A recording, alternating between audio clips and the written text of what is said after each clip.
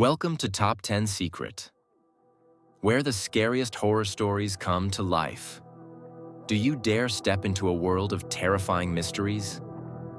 At Top 10 Secret, we bring you spine-chilling horror stories, unexplained supernatural encounters, deadly curses, and eerie disappearances that will haunt your mind. Each video opens a door to darkness, where reality and nightmares blur together, leaving you with goosebumps. Are you brave enough to explore? If so, get ready to face your fears. Story 1. The Ghost in the New House. Do you believe in the supernatural? Join us as we uncover the mysterious story of Anna and her family as they move into a new house, where nothing is as it seems. Don't forget to leave a comment with your thoughts. Hit like and subscribe to the channel for more chilling stories.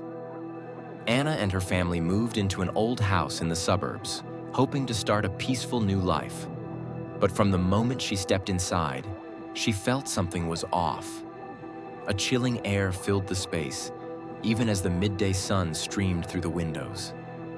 A shiver ran down her spine as she crossed the threshold, as if unseen eyes were watching them from the shadows. The first few days seemed normal, but then strange things began to happen. At first, it was just small incidents, a kitchen cabinet slightly ajar despite no one touching it, faint clattering noises in the middle of the night with no visible source. Then one night, as the entire family slept, a loud bang shattered the silence, jolting Anna awake. Her heart pounded as she realized her bedroom door had swung open, despite being locked before she went to bed. She slowly stepped into the hallway, her pulse racing. The darkness stretched before her with only a faint glow from the outside streetlights filtering through the windows. Suddenly, she heard it, a sound coming from the staircase. Heavy, dragging footsteps. Slow, deliberate. She froze, fear gripping her as an invisible presence seemed to inch closer. The next morning, she told her family what had happened, but they dismissed it as her imagination. However, the eerie events didn't stop. Objects in the house mysteriously shifted from their original places. An old clock crashed to the floor without reason. Chairs moved despite no one sitting on them.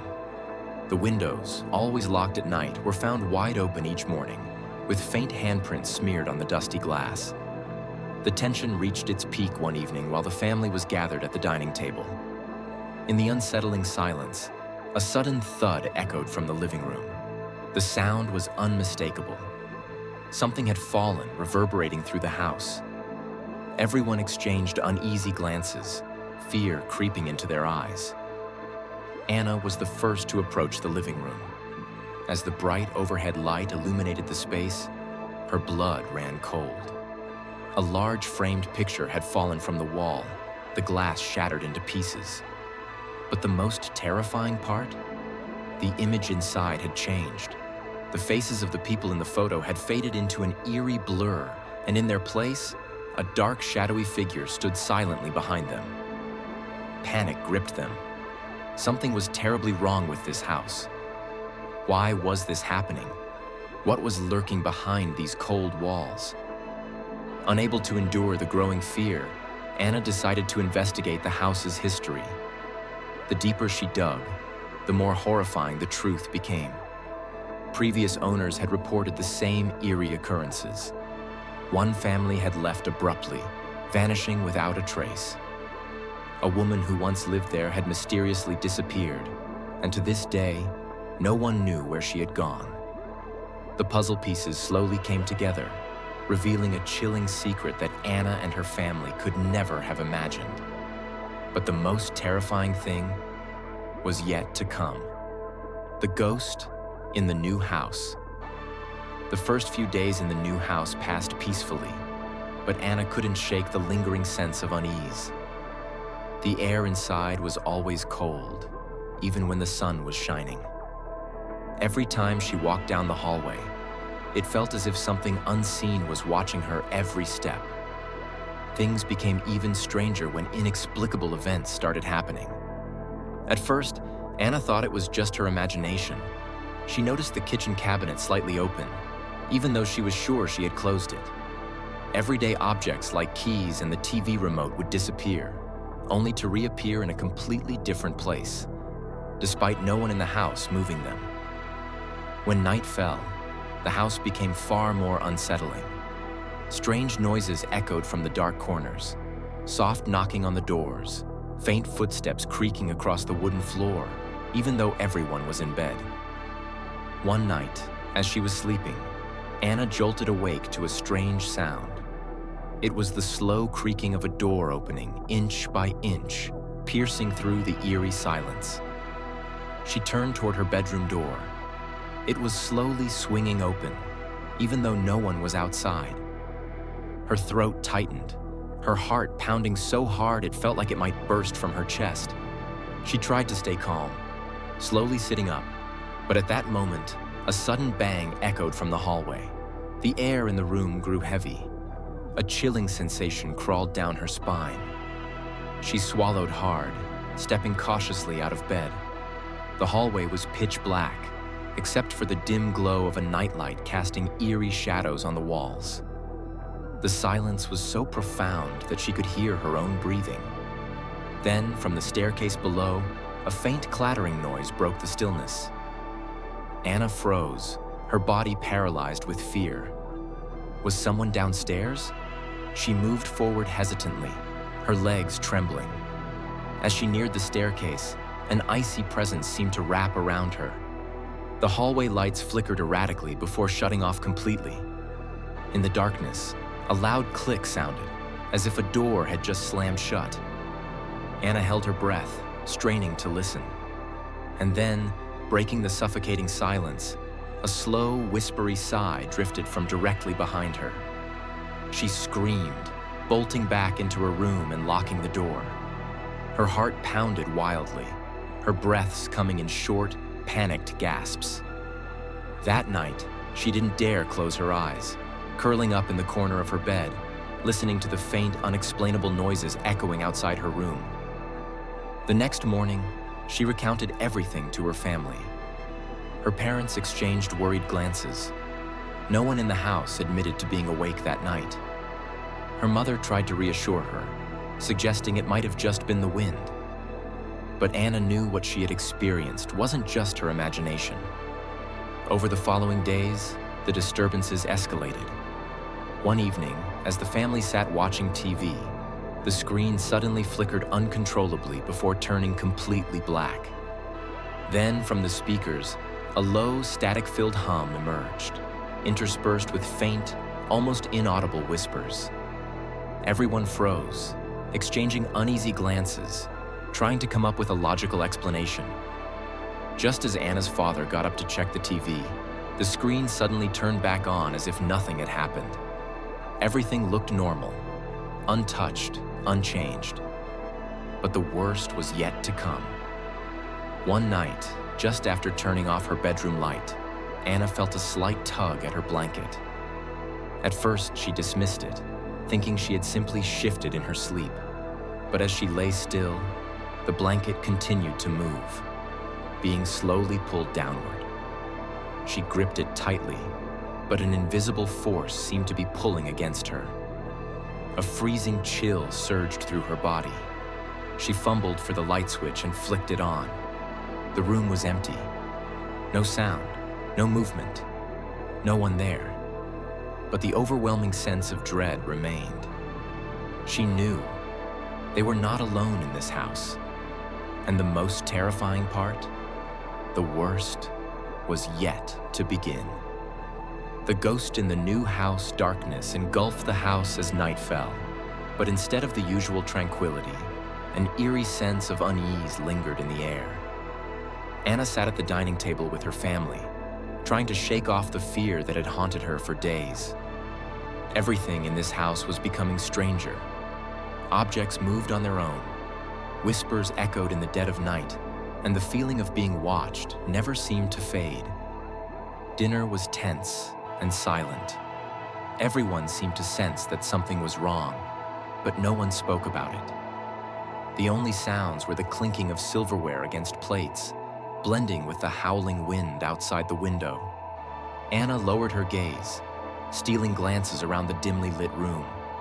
Her heartbeat quickened as her eyes landed on the darkened corner, the one that always made her feel like something was lurking there. Suddenly, a loud bang erupted from the living room. The sound was so abrupt and forceful that everyone jumped. Her mother dropped her spoon, her face turning pale. Her father shot up from his chair, his eyes filled with alarm. A chill ran down Anna's spine, making every hair on her body stand on end. What was that? Her mother's voice trembled. No one answered. The entire house fell into an unsettling silence. Then, from within the darkness, another sound emerged. A faint rattling, as if something was being dragged across the wooden floor.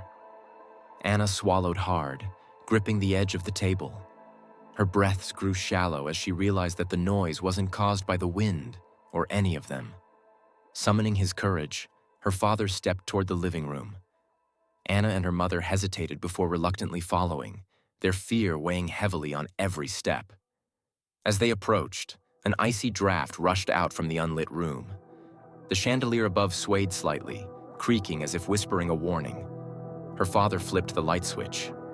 The bulb flickered for a moment before finally illuminating the room. Everything appeared normal, except for one thing. A large framed picture had fallen to the floor, the glass shattered into countless pieces. Anna froze when she saw the picture. It was an old photograph of their house from years ago.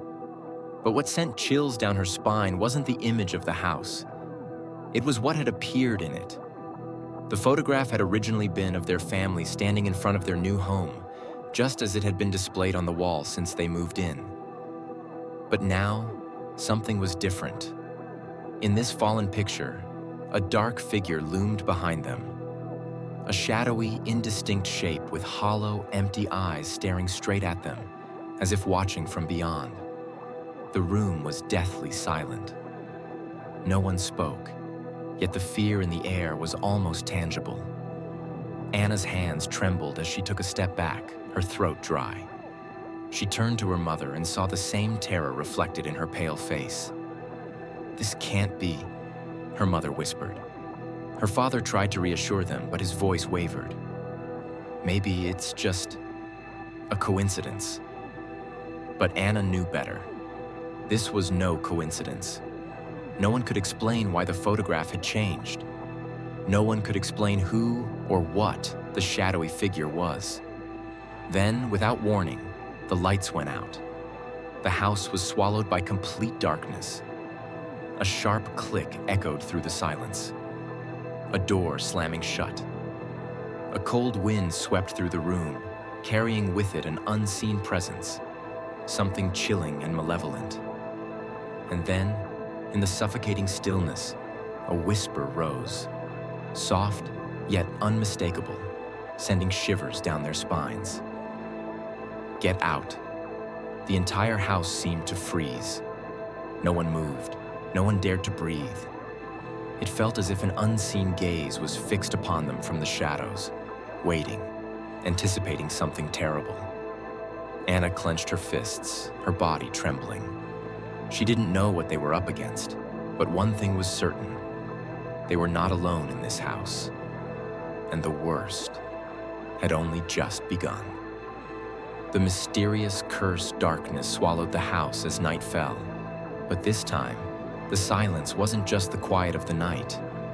It carried an unsettling presence, as if the entire space was holding its breath, waiting for something terrifying to unfold. Anna curled up on her bed, her eyes drifting toward the window, where only a vast, endless blackness stared back at her. Her mind swirled with unanswered questions. The strange occurrences were becoming more frequent, each more terrifying than the last.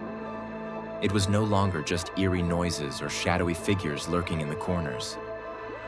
It had become something tangible, something she could feel, hear, and even touch.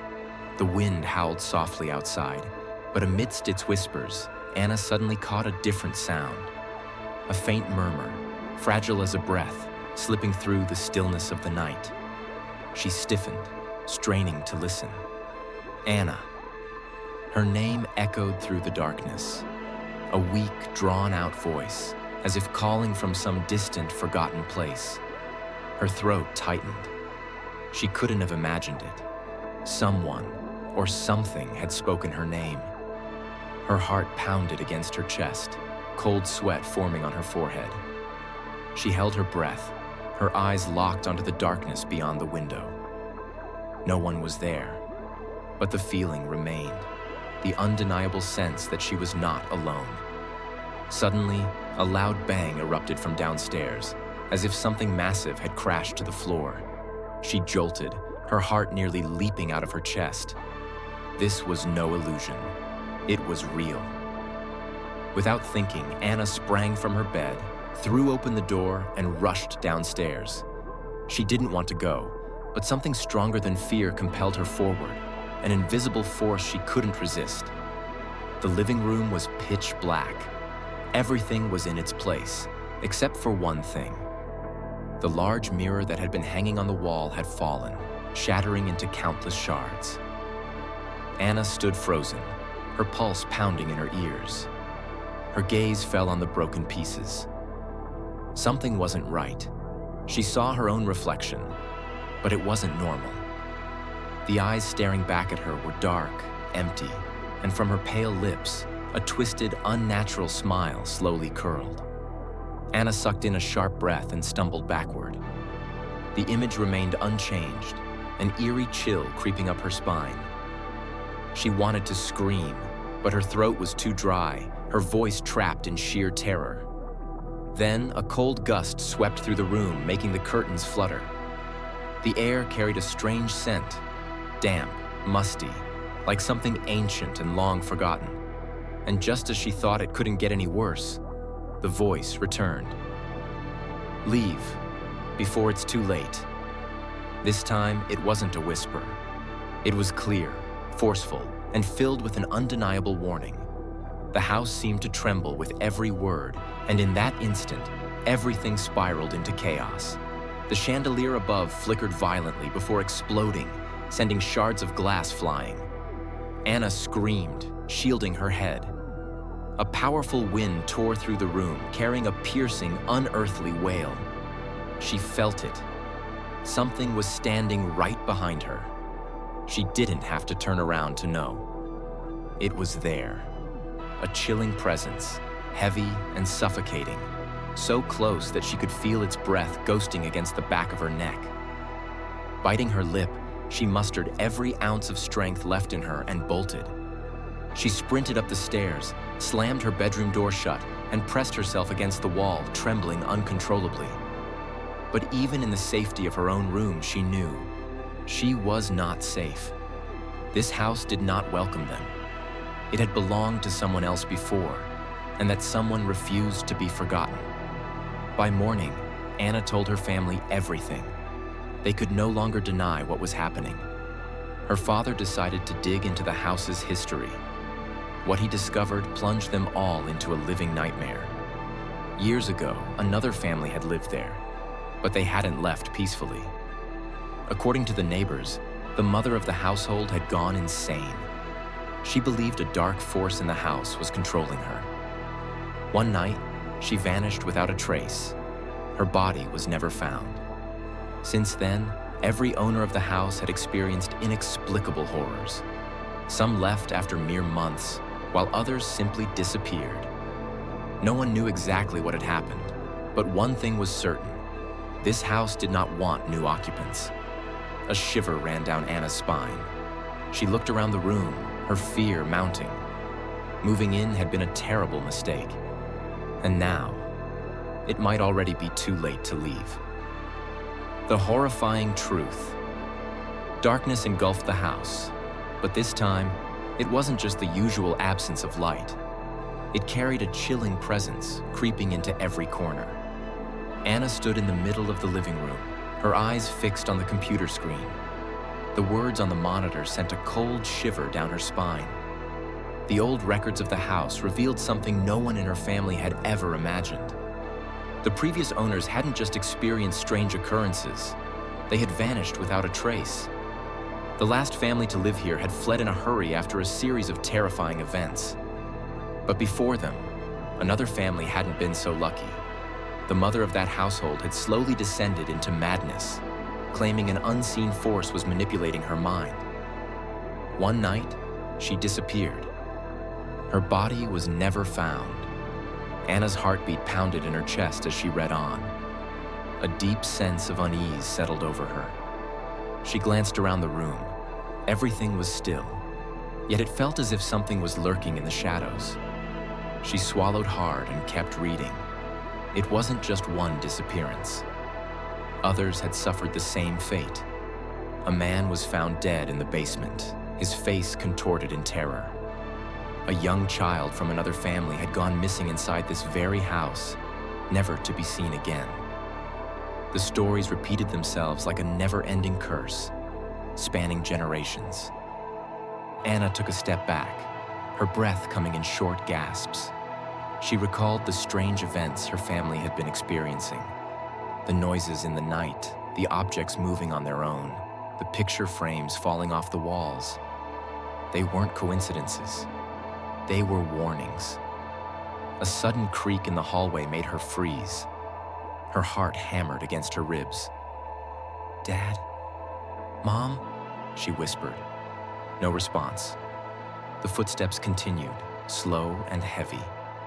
They didn't sound like anyone from her family. They dragged along the floor like something unseen was moving toward her. Anna trembled, gripping the edge of the desk. She didn't dare turn around. Suddenly, the living room door slammed shut with a deafening bang. She screamed, stumbling backward, her pulse racing. The air in the room grew unbearably cold. A chilling breath brushed against the back of her neck. She knew. It was right behind her. Summoning every ounce of courage, she squeezed her eyes shut and spun around. But nothing was there. Only the suffocating darkness and an eerie silence.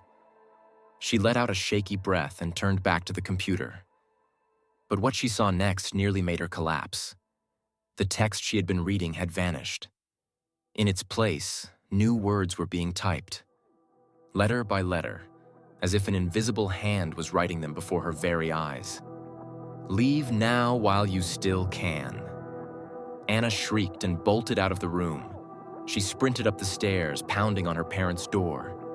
They opened it, groggy at first, but their faces quickly turned to concern when they saw her pale, terrified expression. "What's wrong?" her mother asked, voice trembling. "We can't stay here." Anna gasped. "Something is in this house. It doesn't want us here." Her father frowned. "Anna, calm down. What are you talking about?" "No, this isn't my imagination. I researched this house. The people who lived here before, they disappeared. They were killed, lost, driven insane, and now it's warning us." Her parents exchanged worried glances, skepticism still evident. But before they could say another word, a loud bang erupted from downstairs. All three of them jolted. Heavy footsteps echoed up the staircase, slow and deliberate, like something was crawling up step by step. Then, a voice. "No one leaves." Anna's blood ran cold. The voice was deep, raspy, filled with malice, resonating as if it came from beyond this world. The bedroom door suddenly flung open. An icy wind howled in, sending papers and objects flying. Her father rushed to close the door, but it wouldn't budge, as if an unseen force held it open. And then, they saw it. A towering shadow loomed in the hallway. It had no face, just a shifting, dark mass with two hollow eyes that stared directly at them. The air around it twisted, carrying the agonized whispers of countless trapped souls. Anna's mother screamed. Her father pulled both of them close, his body trembling. The entity raised a hand. The entire house shook. Objects crashed to the floor. Anna knew that if they didn't escape now, they never would. "Run!" she screamed. Her father yanked them toward the door, racing down the stairs. The footsteps behind them grew faster, closing in. They reached the front door, but it was locked. Her father twisted the knob frantically, but it wouldn't turn. Behind them, ragged breathing grew louder. Anna's hand shook as she fumbled for the key. Finally, she jammed it into the lock and turned it. The door burst open. They dashed outside just as a monstrous scream erupted from behind them. As they turned, the door slammed shut on its own, sealing whatever horror lurked within. Silence. The house stood there, quiet and still, as if nothing had ever happened. But Anna knew better. They had barely escaped the grip of whatever that thing was, and those who entered after them might not be as lucky. Escape or dead end. The night sky was bleak, devoid of stars. A cold wind swept through the desolate garden, carrying the breath of mysteries that had never been solved. The house still stood there, looming like a predator waiting for its next victim to step into its trap. Anna gasped for breath, her chest about to explode. She and her family had barely escaped death. The door had slammed shut behind them, separating them from the entity haunting the house. But were they truly safe? She turned to look at her parents. Both were too shocked to speak. Her mother clung tightly to her father's arm, trembling, while her father grasped Anna's hand firmly, as if afraid that if he let go for even a second, everything would vanish. Suddenly, a long, eerie hiss filled the air, not from inside the house, but from behind them. Anna froze, turning her head slowly. In front of them, the empty road stretched endlessly. But something was wrong. The space around them seemed distorted, the trees on both sides twisting, their brittle branches reaching out like skeletal hands from the shadows. And then, in the distance, a figure appeared. It wasn't walking. It was gliding across the ground, smooth, slow, as if unbound by the laws of physics. Its eye sockets were hollow, dark voids staring straight at them. Anna felt her heart stop. "It's still following us," she whispered, her voice strangled by fear. Her father immediately pulled her mother back, gripping Anna's hand tighter. "Run!" No one needed to be told twice. They bolted down the dark road, their feet stumbling over uneven ground. The wind howled past them, but beneath it, they heard other sounds.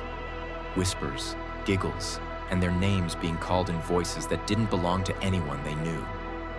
They ran and ran, but the road never seemed to end. Anna's panic grew. "This isn't possible. We've been running for so long. Why aren't we getting anywhere?" Her father glanced behind them, his face draining of color. "No, it's not that the road is too long.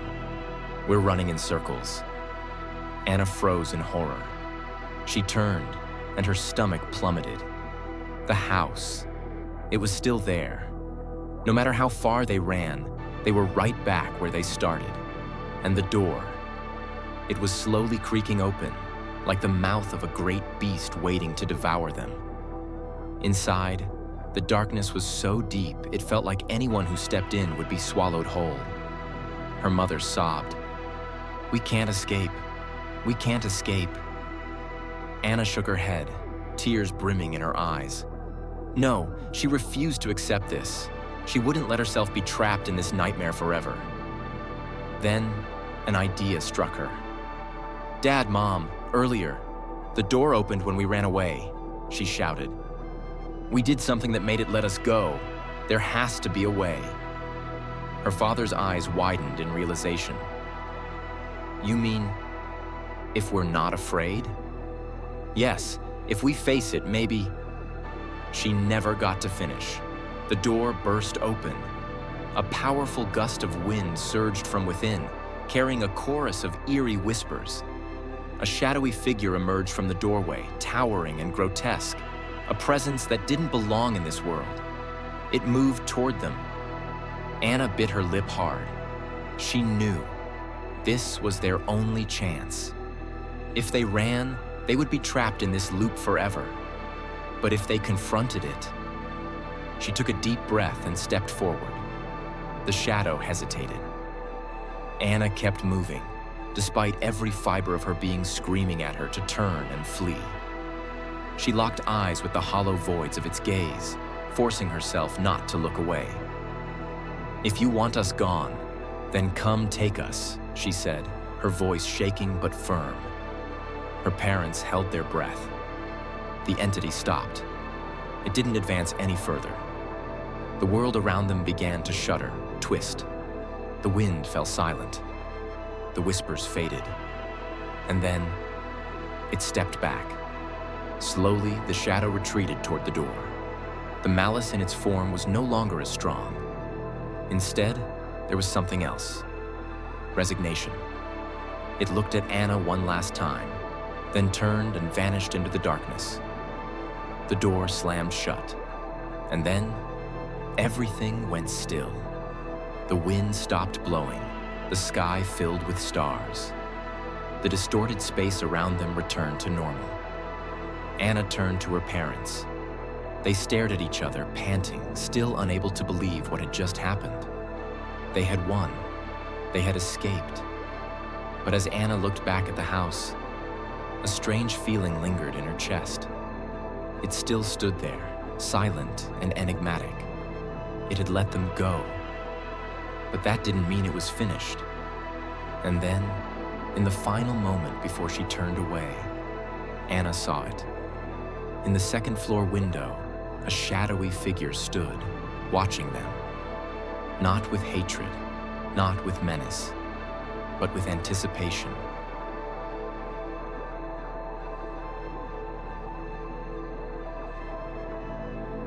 Story 2, Accident and Regret. Have you ever wondered how a single moment of mistake could change your entire life? Guy Halvorson made one terrible decision on that fateful night, and the price he paid was unimaginable. Read until the end to uncover this haunting story. Don't forget to leave a like, share your thoughts in the comments, and subscribe so you won't miss the next chilling tale. The Sins of the Night. The streetlights cast long, broken shadows across the wooden floor. In the dimly lit room, Guy Halvorson sat frozen in an old wooden chair, his hands clenched so tightly that his knuckles turned white. The clock struck 1 in the morning, but time had ceased to move for him. His heartbeat pounded relentlessly in his chest, drowning out the howling wind outside. A scene played over and over in his mind, so vivid that it felt as if it were still happening before his eyes. The traffic light turned red. A single bad decision, a collision, and then blood. His body trembled as the memory resurfaced. The orange car had appeared from the right, too fast to react. The boy's eyes widened in terror. His small frame was thrown into the air. The bicycle toppled over, its wheels spinning idly before crashing onto the pavement. That sound, the screech of metal, the horrified screams of onlookers, and worst of all, the deafening silence that followed, engulfed him. His grip on the chair tightened, cold sweat trickling down his spine. Why did I run? The voice in his head was relentless, filled with anguish. He should have stopped. He should have helped.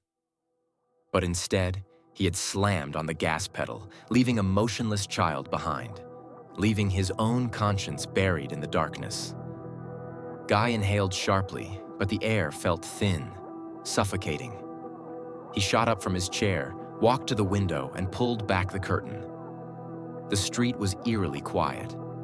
Only a few flickering streetlights cast distorted, grotesque shapes on the pavement. A chilling sensation crept up his spine. He felt it. An unseen presence watching him from the darkness. Unseen eyes tracking his every move. A shudder coursed through him, and he instinctively let the curtain fall, blocking out the view. He couldn't go on like this. He had to do something. Turn himself in? Hire a lawyer? But what would happen if he did? Prison. Losing everything. His family. What would become of them? The thought alone sent ice through his veins. He bit his lip, his palms slick with sweat. Just as he reached for his phone, a sudden knock echoed through the room. His entire body stiffened. Who would come at this hour? His heartbeat thundered in his ears, sweat beading on his forehead. He swallowed hard, his feet moving hesitantly toward the door. His trembling fingers grasped the doorknob. The door creaked open. A sliver of light spilled inside, illuminating the stern face of a police officer. "Mr. Halverson?" The officer's deep voice was steady but heavy. Guy felt his knees weaken. This was it. They had come for him. It was over. But the officer didn't mention the accident. Instead, he took a deep breath and spoke slowly, his voice laced with sorrow. "I'm afraid I have some bad news for you." Guy's breath caught in his throat. "Your son was struck by a driver tonight. He didn't survive." The world crumbled around him. The words reverberated in his skull, drowning him in a void of horror. His blood ran cold, his senses dulled. The boy on the road. The accident. No. His legs gave way. He staggered back, step by step, until his back hit the cold wall. Images collided in his mind, reality twisting into a nightmare of his own making. He couldn't breathe, because the child he had hit tonight was his own son. The fateful moment. It was late at night. The sky was shrouded in thick, heavy clouds, leaving only a few flickering streetlights to cast a dim glow on the cold asphalt below. Guy Halverson sat in his car, gripping the steering wheel tightly, his gaze fixed ahead. His mind was a whirlwind of tangled thoughts.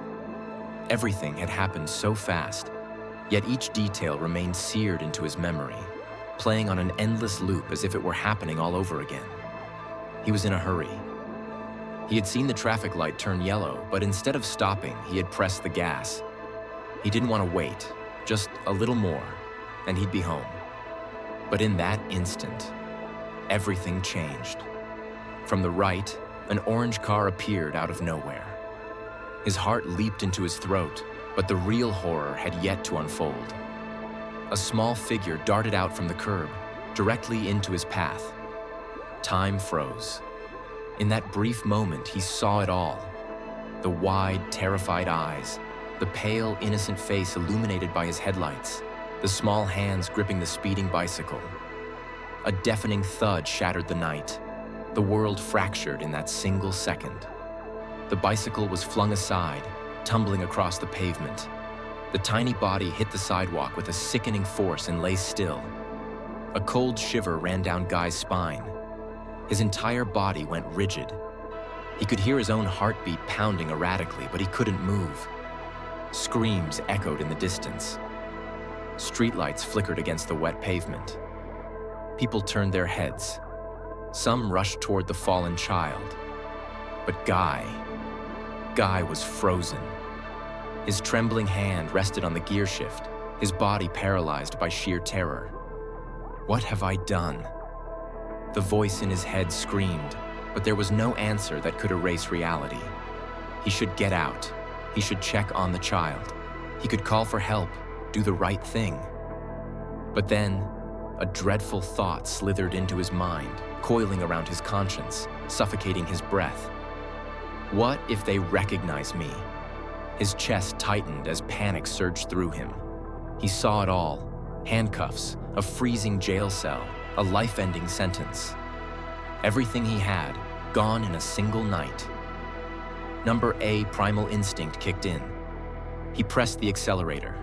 The car lurched forward away from the scene. The desperate cries behind him faded into the night, but they clung to his mind like a relentless ghost. He drove aimlessly, his grip on the wheel so tight that his knuckles turned white. The engine roared, but he heard nothing. Only the fear consuming him, devouring every inch of his soul. What had he done? In the rearview mirror, flashing lights glowed in the distance, chasing him like specters of judgment. He tried to steady his breathing, but terror clawed at his throat. The streets blurred past, but no road could lead him away from the guilt closing in around him. When he finally reached home, His legs nearly gave out beneath him. Number cold. Empty.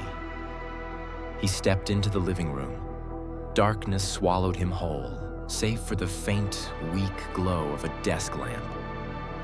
He wanted to believe it was just a nightmare, that if he closed his eyes and reopened them, everything would be as it was before.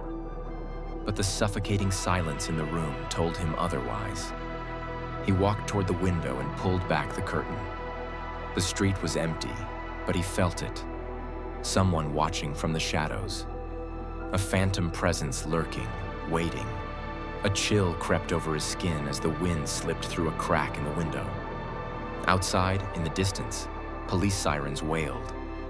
His heart stopped. Did they know? Had someone seen him? Every nerve in his body stretched taut, ready to snap.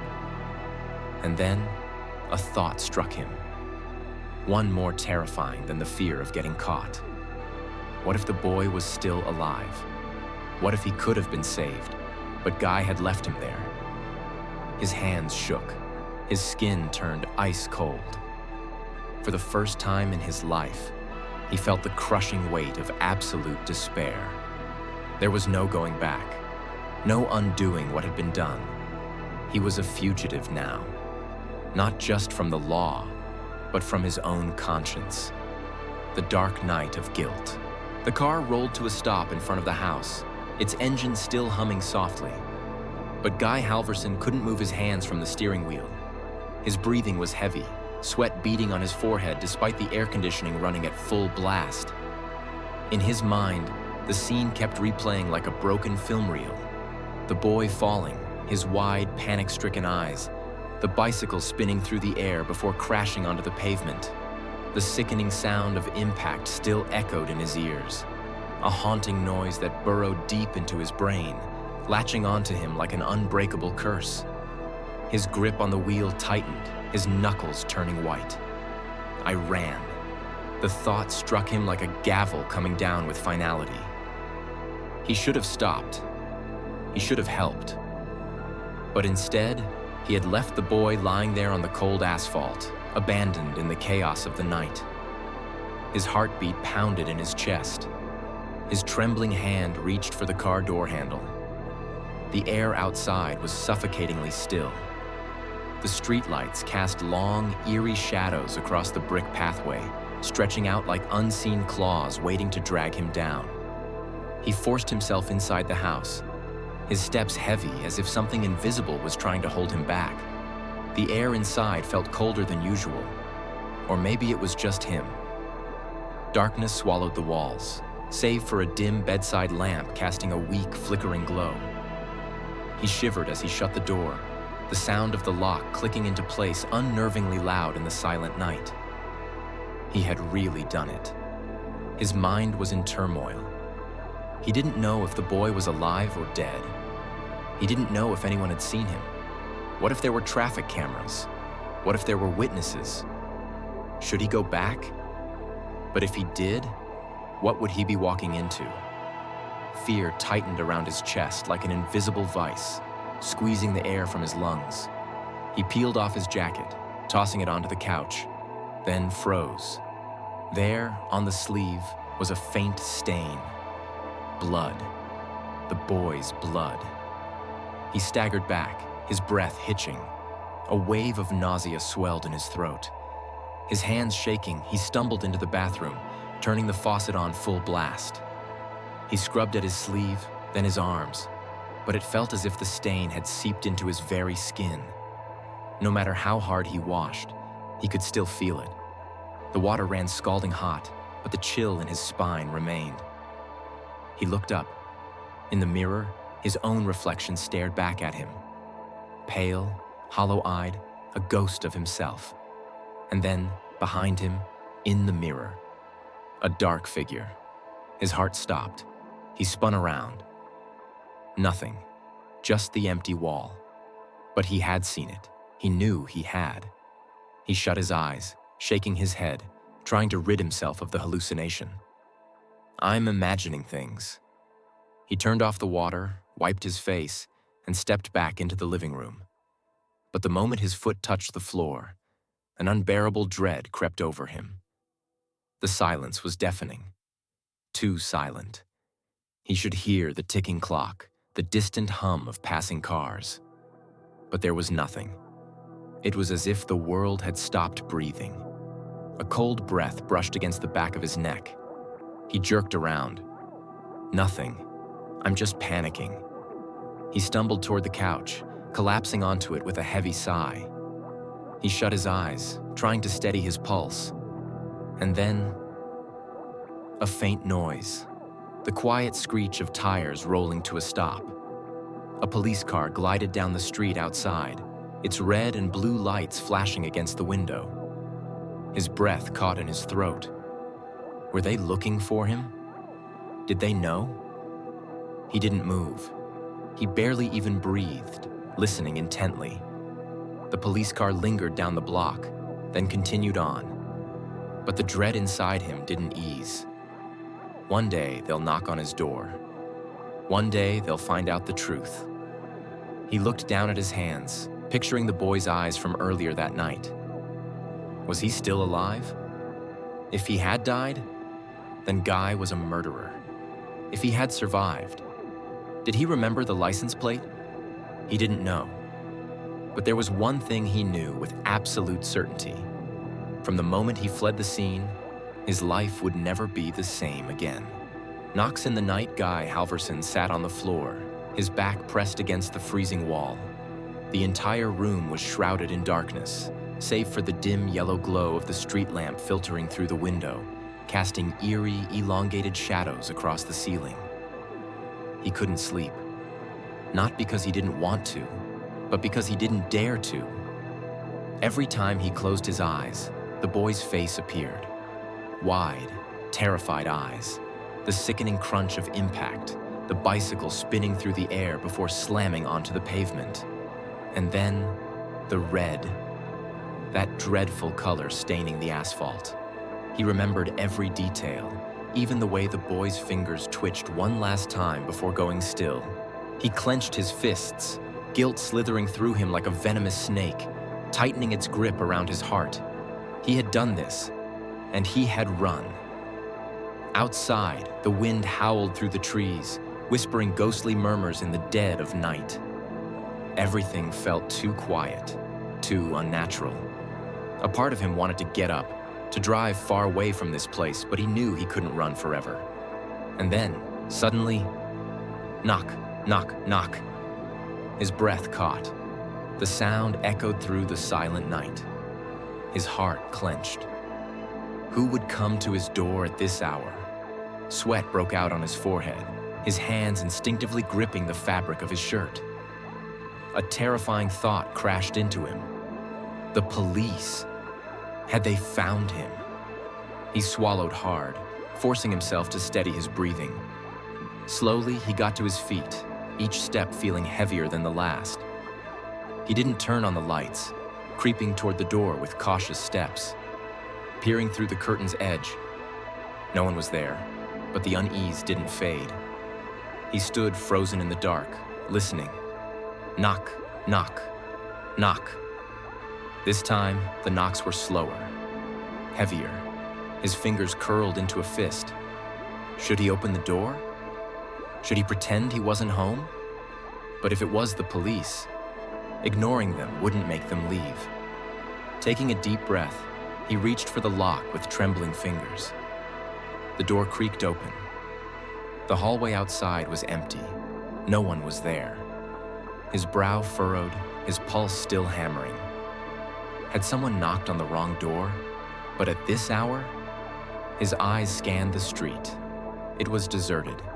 Only the flickering streetlights cast jagged shadows on the pavement. No movement, no sound. He exhaled shakily, shaking his head. Maybe his nerves were just shot. Maybe he was imagining things. He shut the door, trying to push down the lingering anxiety. But the moment the door clicked shut, a voice whispered behind him. Why did you run? His entire body went rigid. His breath hitched in his throat. Number impossible. No one was in the house. He lived alone. The door had just been opened. No one could have slipped inside. He spun around. Nothing. But then, his gaze landed on the mirror hanging on the wall, and he saw it. A small figure stood behind him. A child. The boy wore a blue jacket, his hair falling over his face.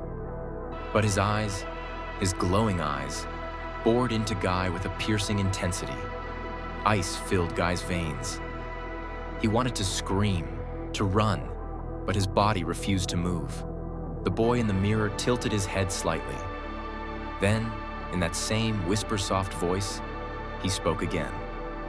"You let me die." The room plunged into darkness. The air grew thick and suffocating. Something was moving toward him, slow and deliberate. A cold, lifeless hand brushed his shoulder. Guy screamed. He bolted upright, drenched in sweat.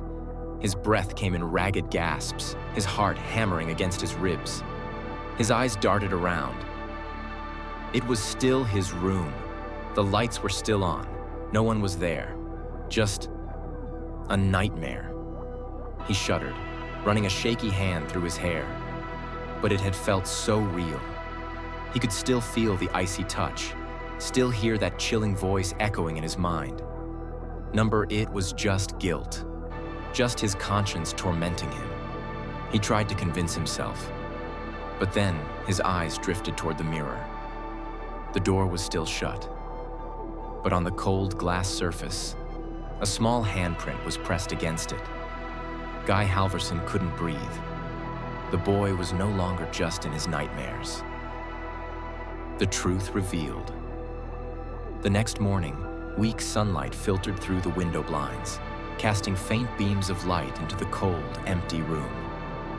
Guy Halverson sat motionless on the sofa, his eyes dark and hollow from a sleepless night. His mind was still reeling from the horrifying images of last night's dream.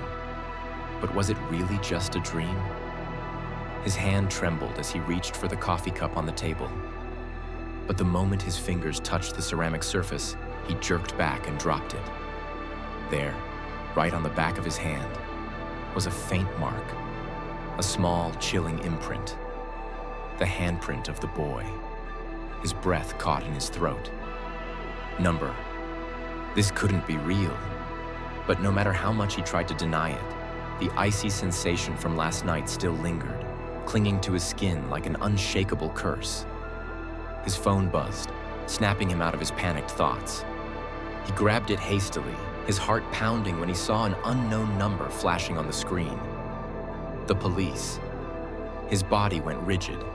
The world around him seemed to freeze, leaving only the shrill ringing of his phone echoing in the silence. Should he answer? If they were calling, it meant they knew. His fingers trembled as he pressed the button. "Mr. Halverson?" A deep male voice spoke, firm and authoritative. "This is the City Police Department. We need you to come down to the station immediately to provide some information." His throat went dry. His pulse thundered in his ears. Can I ask what this is about?" His voice was hoarse, barely above a whisper. "We're investigating a hit-and-run accident that occurred last night. A young boy was struck and the driver fled the scene. We have a few questions and would appreciate your cooperation." The blood in his veins turned to ice. They knew. Did they have surveillance footage? A witness? Or had the boy told them himself? His chest tightened. He took a deep breath, trying to steady himself. "I'll be there." He ended the call, but his fingers remained clenched around the phone, knuckles white. What was he supposed to do now? He could lie, pretend he knew nothing. But if they had evidence, if they had seen him? The ticking of the wall clock echoed in the room, each passing second dragging him closer to judgment. He changed his clothes, splashed cold water on his face, but the fear wouldn't wash away. When he stepped outside, the morning air was bitterly cold, carrying the weight of an ominous gray sky. The street before him was eerily silent. He got into his car, started the engine. But just as he was about to pull out of the driveway, thud. A faint noise came from the back of the car. His heart leaped into his throat. He whipped around, scanning the back seat. Empty. Maybe it was just his nerves playing tricks on him. But then, he glanced at the rearview mirror and froze. There on the glass was a small handprint. A pale, ghostly imprint pressed against the surface, as if someone had placed their hand there from inside the car. His body went numb. He threw open the door, stumbling out onto the pavement, his eyes darting around. The street was still deserted, but the air felt heavier, suffocating, as if unseen eyes were watching him. He took a shaky breath. It's just your imagination. Just your guilt eating away at you. He clenched the steering wheel and drove straight to the police station. The officers met him with calm but piercing gazes. He was led into a small interrogation room, its white fluorescent lights making the space feel even colder. A middle-aged detective with deep lines on his forehead sat across from him. A folder lay open before him, and inside, Guy knew, was the case file. Mr. Halverson, can you tell us where you were at 1 a.m. last night? Cold sweat trickled down his back. I was at home. The detective nodded slowly, his sharp eyes never leaving Guy's face. Did you drive anywhere last night? Guy shook his head. No, I went to bed early. The detective remained silent for a moment, then slid a photograph across the table. Guy's hand trembled as he looked at it. It was a surveillance image, a car speeding down the dark street. The driver's face was obscured, but the vehicle, it was his. His breath hitched. The detective tilted his head slightly, watching him. This car looks a lot like yours, doesn't it? The room spun around him. He knew there was no more room for lies. But just then, a soft knock echoed at the door. All heads turned. Another officer stepped inside, whispering something into the detective's ear. The man's expression darkened. Then, he turned back to Guy, his voice lower than before. We just received an update. Guy's stomach twisted into knots. The boy from the accident. He didn't make it. Silence swallowed the room. The world around him shattered. The detective's eyes turned ice cold. Mr. Halverson, we need you to remain here and cooperate with the investigation. Be honest, before things get worse. Guy couldn't speak. He knew. This was the end. The price to pay. Guy Halverson sat frozen on the cold, hard chair in the interrogation room. The space around him seemed to shrink, the four walls closing in, suffocating him. The detective sitting across from him studied him intently, his sharp gaze piercing through every layer of pretense Guy was desperately trying to maintain. Mr. Halverson, the detective's voice was steady yet heavy with pressure. We have evidence linking you to the accident. Guy's fingers dug into his palms, his knuckles turning white. His throat was dry. There was no way out. But just as he was about to speak, the overhead light flickered. A strange, icy draft swept through the room, despite the fact that no windows were open. Guy shuddered. The detective frowned, but remained composed. Do you have anything you want to confess? Guy parted his lips, but then... Knock, knock, knock. A soft tapping sound echoed through the room, but it didn't come from the door. The knocking came from behind Guy. His blood turned to ice. His muscles locked up. His body screamed at him not to turn around, but something stronger, something darker, forced him to look. There was nothing there. The detective noticed the disturbance too. He furrowed his brows and got up to check the room. But the space was small, nowhere for anyone to hide. Then, suddenly, click. The door creaked open on its own.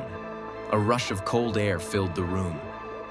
A scent followed, damp, earthy, like the smell of wet soil after rain, but mixed with something else. something faintly metallic. Guy's heart pounded so hard he thought it would explode. No, this can't be real. The detective stepped toward the doorway, glancing down the empty hallway. "Who knocked just now?"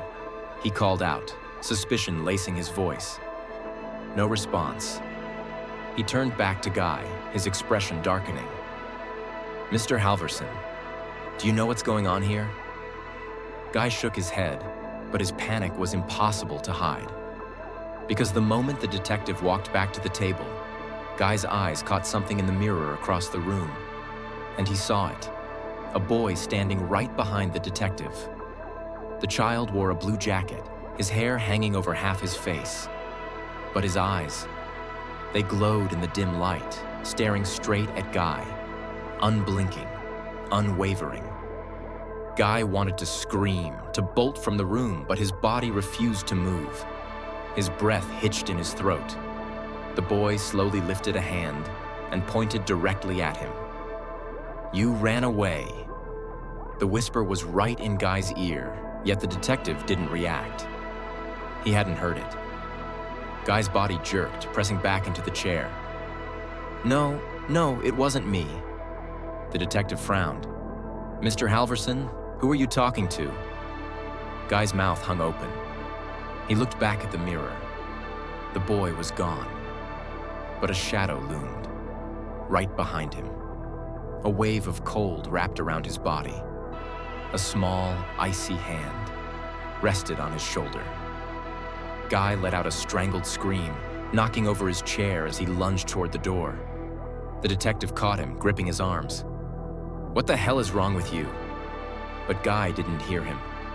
The only thing he could feel was pure terror, because the boy was still here. "You left me to die." The voice was no longer a whisper. It echoed through the room, reverberating off the walls, pressing into Guy's skull. Then, suddenly, crash! The mirror shattered. Glass shards flew in every direction, scattering across the floor. The detective jumped back, instinctively reaching for his gun. "What the hell?" But Guy wasn't listening anymore. His mind was consumed by a single, undeniable truth.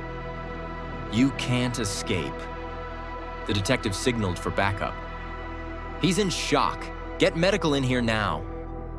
But before anyone could move, the lights cut out. Darkness swallowed the room. A chill swept through the air. And in the silence, a voice whispered, low, haunting, final. "We're not done yet. The curse you can't escape."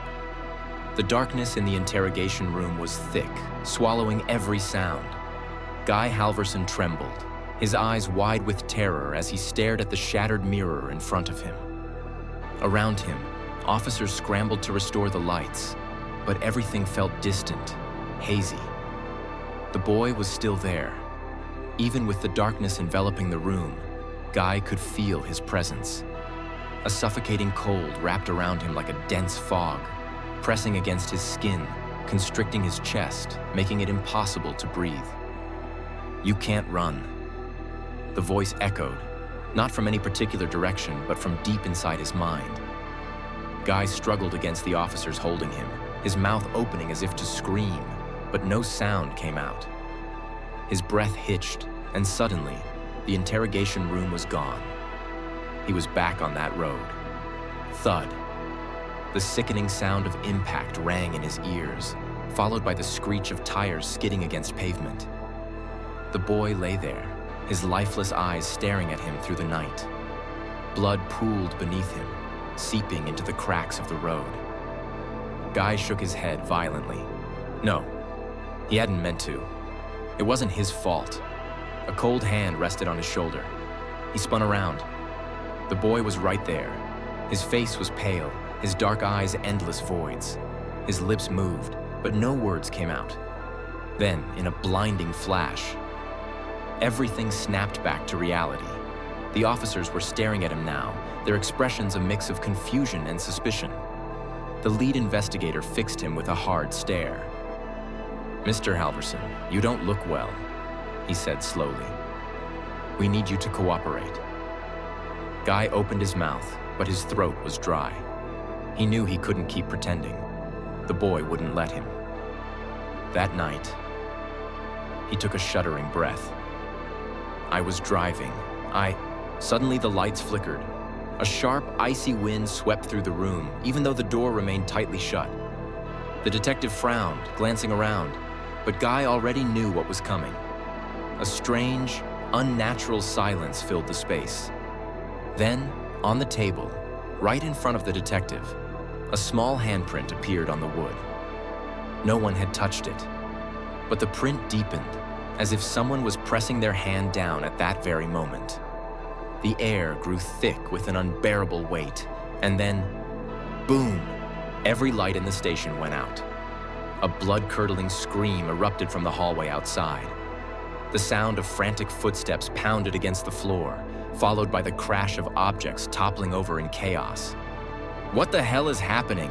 an officer shouted, his gun drawn instinctively. But Guy no longer cared about them, because in the darkness, he could see the boy. He wasn't far away anymore. He was right in front of him. His face was deathly pale, drained of all life, yet his eyes glowed eerily, reflecting the dim red emergency lights flashing from the alarm system. Then, the boy smiled, a twisted, unnatural grin, one that didn't belong to this world.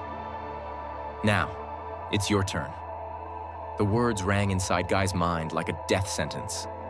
The boy raised his hand and pressed it firmly against Guy's chest. Coldness surged through his body. His heart pounded, then slowed and slowed. Faded memories flickered through his mind. The boy's eyes, the headlights of the car, the pool of blood on the road. And then, darkness consumed everything. When the lights flickered back on in the police station, Guy Halverson was slumped over the table, his eyes wide open, his body rigid. The nearest officer rushed to check his pulse. Nothing. Guy Halverson was dead. But the most horrifying thing was the twisted smile still frozen on his face. Vengeance from the darkness. The air in the interrogation room was thick with an eerie tension.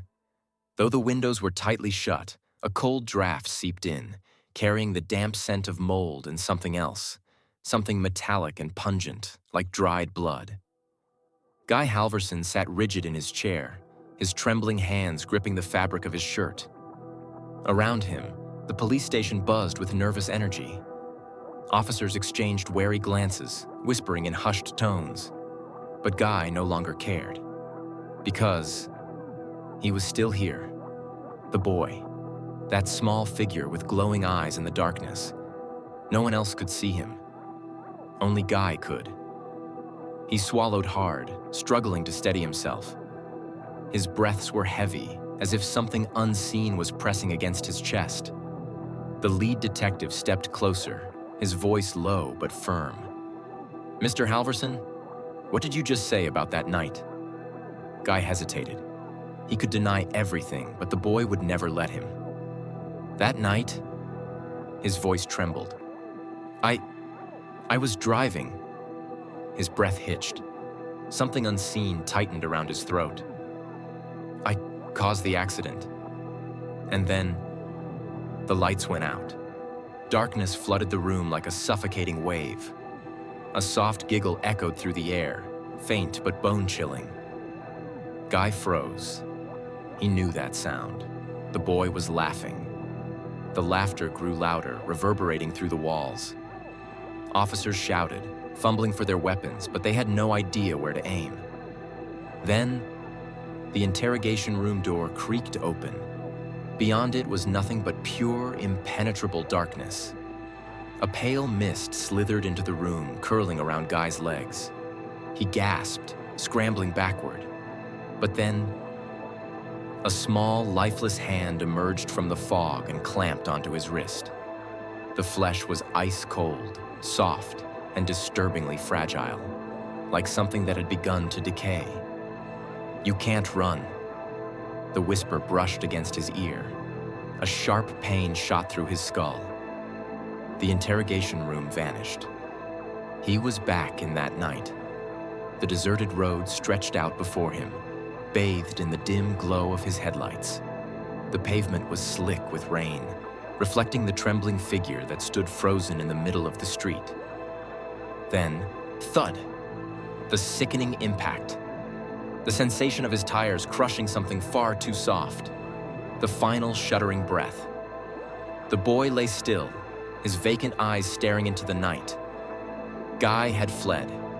He never looked back. He left the boy to die alone in the darkness.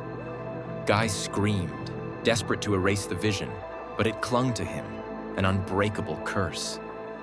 When he regained consciousness, he was sprawled across the cold floor. The interrogation room was empty. No officers, no voices, no flickering lights, only darkness, and a boy standing before him. His eyes glowed, his lips moved soundlessly. "It's your turn now." Guy shrieked and bolted, but the world around him twisted. The walls crumbled, the door was gone, and he was falling endlessly. The next morning, when officers entered the interrogation room, they found Guy Halverson slumped over the table, motionless. On his face was a twisted, eerie smile. The coroner checked his pulse, then looked up with an unsettled expression. He's dead. But the most chilling part. On the table before Guy was a small, child-sized handprint, still damp, as if freshly pressed.